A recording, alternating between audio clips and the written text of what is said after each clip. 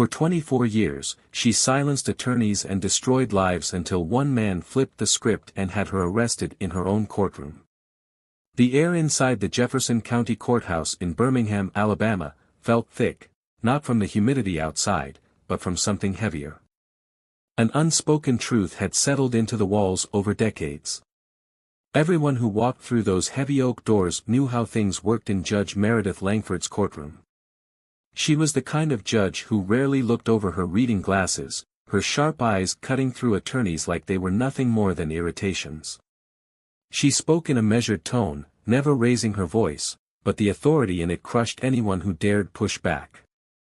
Langford had been on the bench for 24 years, long enough to leave a legacy. Not the kind carved into plaques or celebrated in law schools, but the kind whispered about in hallways, discussed in hushed tones at bar association meetings. Attorneys, especially black attorneys, knew exactly what they were up against when their case landed in her courtroom. The rulings always seemed to lean one way. The objections she sustained or overruled followed a pattern no one could prove, but everyone understood. Today, that pattern was about to be tested. Darnell Hayes stepped into the courtroom, his polished shoes clicking against the marble floor. He had been here before, but today was different. He wasn't just another defense attorney standing before Judge Langford. He wasn't just another name on the docket. Today, he had something she didn't see coming. Darnell was 48 years old, a man who had built his career on taking the cases no one wanted. His reputation stretched far beyond Alabama, and his ability to tear apart a prosecution's case made him a target for people like Langford. But that never stopped him. What did stop him, just for a second, was the look in her eyes when he walked toward the defense table. She already hated him. Not because of the case. Not because of anything he had said. But because he was him. Darnell felt the weight of the moment settle on his shoulders. This wasn't just about his client, Tyrone Wills, a man falsely accused of armed robbery. This wasn't just about proving innocence. This was about something much bigger, and he wasn't leaving this courtroom without making that clear. "Mr. Hayes," Judge Langford said, barely acknowledging him as she scanned the paperwork in front of her. "You're already on thin ice in my courtroom. Don't waste my time today." There was no reason for her to say that. They hadn't even started. Darnell tightened his grip on his briefcase but kept his expression unreadable. "I'll try not to, Your Honor," he said. Judge Langford smirked. "Good, because I have a full docket, and I don't need theatrics." She turned to the prosecution, an ego-driven young assistant district attorney named Philip Calloway, fresh out of law school, trying too hard to impress the wrong people. "The state is ready, Your Honor," Calloway said, casting a smug glance in Darnell's direction. Of course, they were ready. They were always ready when the case was stacked against a black man. Darnell's client sat beside him, hands folded, shoulders hunched forward, the kind of posture that belonged to someone who had been in the system too long. He had seen too much, heard too much, lost too much. Darnell leaned in slightly. "We're ready too," he said, loud enough for the whole courtroom to hear. Judge Langford exhaled through her nose. "Let's get this over with." The trial began, but it wasn't a trial. It was a performance, and Judge Langford had the starring role. Every objection Darnell raised was dismissed with barely a thought. Every time Calloway stumbled over a legal argument, she guided him like a teacher correcting a favorite student. The jury noticed. The gallery noticed. But no one was brave enough to say anything, except Darnell. He studied her, the way her lips curled when he spoke, the way she barely concealed her contempt. It wasn't just bias. It was something worse. Something he had spent years preparing for. But the courtroom didn't know that yet. Darnell had been in hostile courtrooms before, but this was different. Judge Langford wasn't even trying to hide it. Every time he spoke, she cut him off. Every time he raised a valid argument, she waved it away like a fly buzzing near her ear. The courtroom had its own rhythm. Lawyers spoke. Judges ruled. The jury listened. But in this courtroom, Langford had decided the verdict before the trial even began. Darnell caught the jury's discomfort in the way they shifted in their seats. Even some of the white jurors, who might have come in with their own preconceived notions, couldn't ignore what was happening. But Judge Langford didn't care. She doubled down, her words sharper each time she addressed him. "Mr. Hayes, you're testing my patience. Mr. Hayes, if you raise one more baseless objection, I'll hold you in contempt. Mr. Hayes, this is not a lecture hall. If you want to grandstand, do it somewhere else." Darnell kept his expression calm, but inside, his blood was boiling.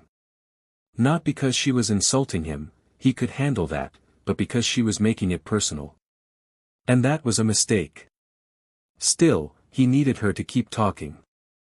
To keep exposing herself.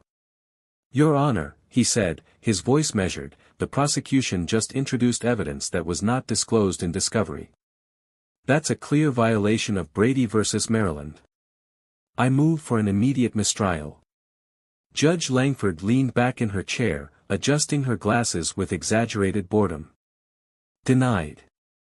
Darnell blinked, not out of surprise, but out of strategy. He let a beat of silence hang in the air before speaking again. "To be clear, Your Honor, you're refusing to acknowledge a Brady violation?" Langford's lips pressed together. "I said denied, Mr. Hayes." He could feel the courtroom shifting. The reporter scribbling faster, the whispers in the gallery growing louder. She saw it too, her eyes darkening. And for the first time, she looked directly at him. "You are dangerously close to being held in contempt, Mr. Hayes." Darnell tilted his head slightly. "For what, Your Honor?" "Asking the court to follow the law." Langford slammed her gavel so hard that the sound echoed against the high ceilings. "That's enough," she snapped. "One more word, and I'll have you removed." The room was dead silent. Darnell could hear his own heartbeat. But he wasn't nervous. This was exactly what he needed. The heavy double doors of the courtroom swung open, and the sound alone was enough to shift every pair of eyes away from the witness stand. Two federal agents in dark suits strode in, their movements crisp, purposeful. The courtroom went still, a silence so deep it swallowed the air itself. Darnell didn't react. He simply smoothed out his tie and folded his hands neatly on the defense table. Judge Langford's eyes flickered with confusion, then irritation. "What is the meaning of this?" she demanded. One of the agents, a tall man with a clipped demeanor, flashed a badge as he spoke. "Judge Meredith Langford, we need to speak with you immediately." Langford's jaw tightened. "I am in the middle of a trial." The agent didn't budge. "It's urgent."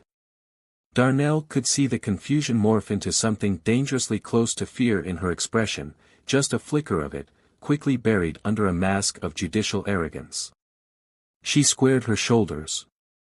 "This is highly inappropriate. Whatever this is, it will have to wait until I've concluded these proceedings."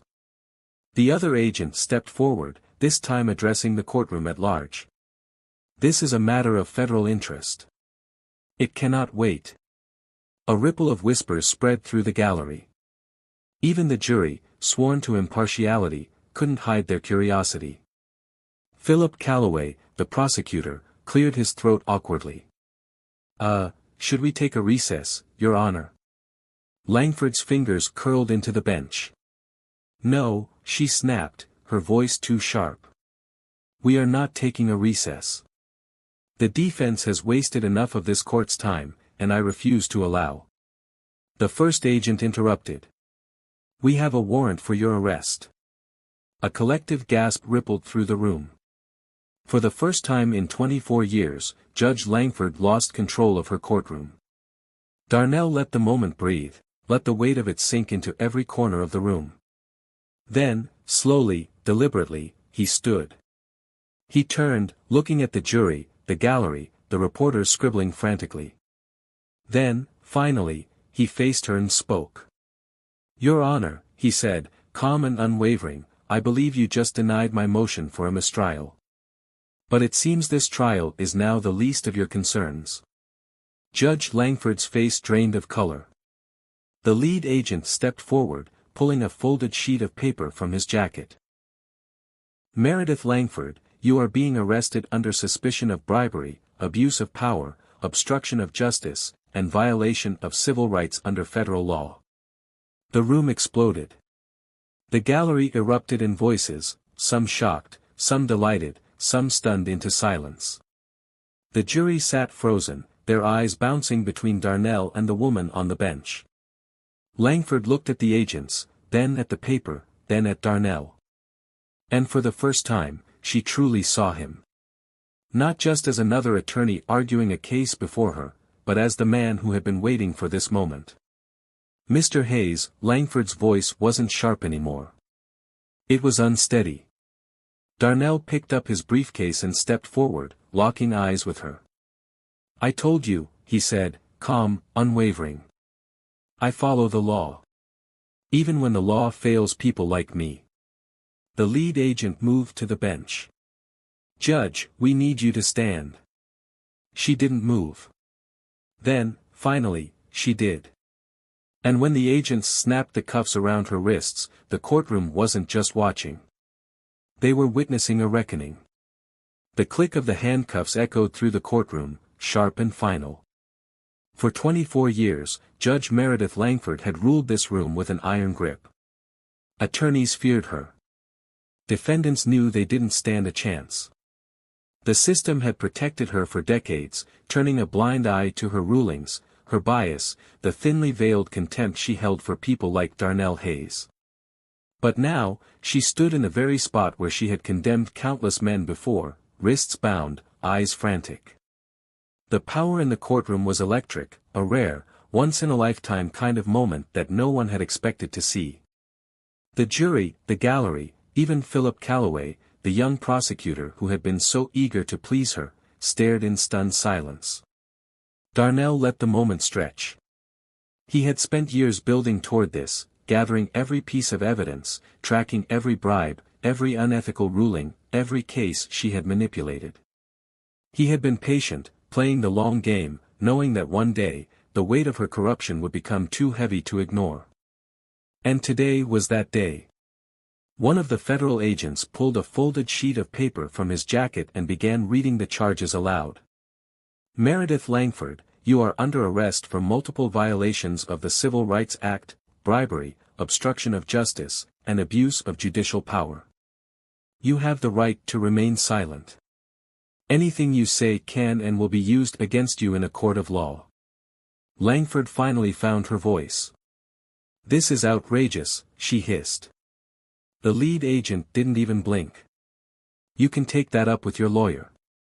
A wave of murmurs swept through the gallery. The reporters scrambled to capture every detail, the way Langford's hands shook, the way her once imposing presence seemed so small now. She turned to Darnell. You, she spat, her voice laced with something between rage and disbelief. This is your doing. Darnell lifted his chin slightly. This is justice, he corrected. For the first time in his career, the balance had shifted.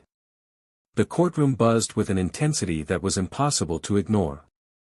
Every eye was locked on Judge Langford as she stood in stunned silence, her hands bound in cold steel. The power she had wielded for decades had vanished in an instant, replaced by a crushing realization, she was no longer in control. Darnell took a slow breath, allowing the weight of the moment to settle. His work wasn't done yet. Philip Calloway, the young prosecutor, shifted uncomfortably in his seat. His face, once smug with confidence, now looked pale and uncertain. He had relied on Langford's influence to guide him, but now, that safety net was gone. The federal agents flanked Langford, their expressions unreadable. The lead agent turned to her once more. Judge Langford, we need to escort you out now. Langford hesitated, as if her feet were glued to the floor. She had spent years towering over this courtroom, dictating fates with a flick of her gavel. But now, she was nothing more than another defendant facing judgment. Finally, she stepped forward. The agents led her past the jury, past the gallery, past the attorneys who had once feared her. Some of them averted their eyes. Others watched with quiet satisfaction. As she reached the heavy double doors, a court officer, someone who had worked under her for years, held the door open for her. The irony was suffocating. Langford hesitated, then stepped through. The doors swung shut behind her with a resounding finality. The courtroom sat in stunned silence. It was as if the air had been sucked out of the room. Even the jurors, who had been prepared to hear arguments and testimonies, now found themselves caught in a moment they would never forget. Darnell slowly turned toward the substitute judge, a man brought in at the last minute to oversee the case in Langford's sudden absence. "Your Honor," Darnell said, his voice measured but firm, "given the developments today, I move for an immediate dismissal of all charges against my client." The new judge, an older black man with graying hair and a presence that commanded respect, studied Darnell for a long moment. "On what grounds, Mr. Hayes?" Darnell straightened. "On the grounds that this entire trial was compromised from the beginning. Judge Langford's arrest confirms what we've long suspected: she was never impartial, and neither were her rulings. Evidence was ignored, witnesses were silenced, and my client was denied a fair trial from the start." The gallery murmured in agreement. Even members of the jury exchanged glances, their own doubts now undeniable. The judge nodded slowly. He turned his gaze to Philip Calloway. "Mr. Calloway, do you have any objections?" Calloway opened his mouth, then closed it. The weight of the moment crushed him. He had built his case around Langford's biased rulings. Without her, there was nothing left to stand on. "No, Your Honor," he said finally, his voice barely above a whisper. The judge exhaled, then looked back at Darnell. "The charges against Tyrone Wills are hereby dismissed," he said, his voice carrying the finality of a gavel strike. "Remove his restraints." A court officer stepped forward, unlocking Tyrone's handcuffs.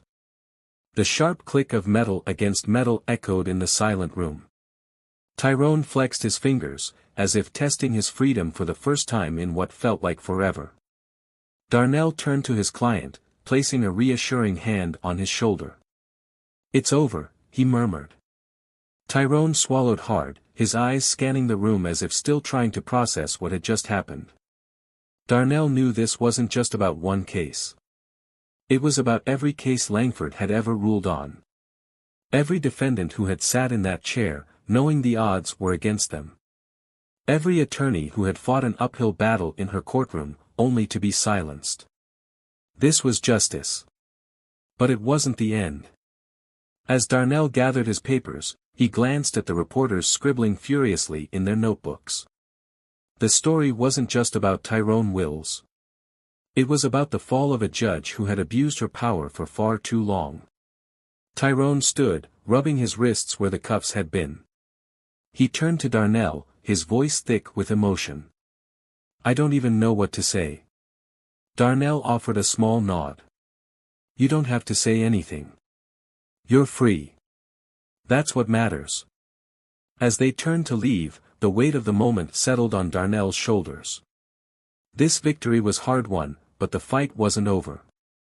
There were more Langfords out there, hidden in plain sight, protected by a system that had allowed them to thrive.